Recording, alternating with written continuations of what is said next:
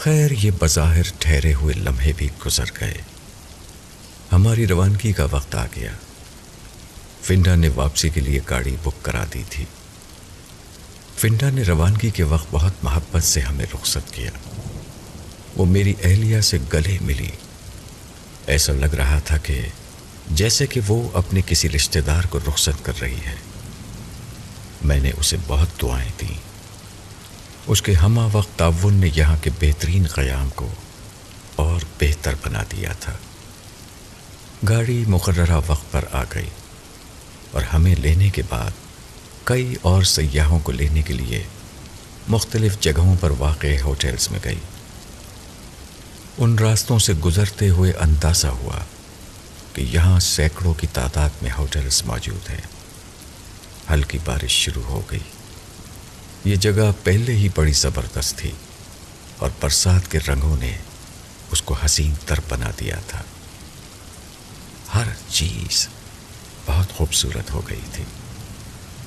ہم اس خوبصورتی کو چھوڑ کر رخصت ہو رہے تھے۔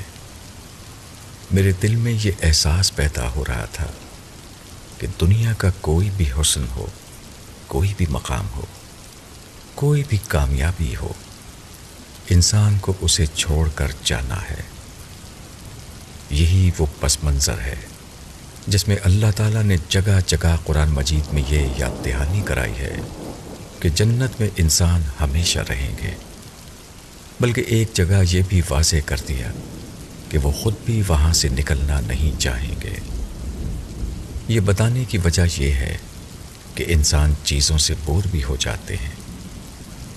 ہم کچھ دیر گوریم میں اور رکتے تو یہی جگہ کاٹنے کو دوڑتی، لیکن جنت کے حسن اور تنوع سے انسان کبھی بور نہیں ہوگا۔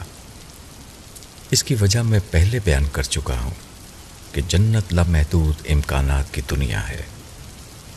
وہاں ہر لمحہ جستجو، ایجاد، دریافت، تحسین، تعریف، خوشی، لذت، سرشاری کی ایسی کیفیت ہوگی جو کبھی ختم نہ ہوگی، مگر یہ انہی کا نصیب ہوگی جو آج اس دنیا میں اس کی قیمت دینے کے لیے تیار ہو جائیں۔ ابو یحییٰ۔ سیر ناتمام سے ایک اقتباس۔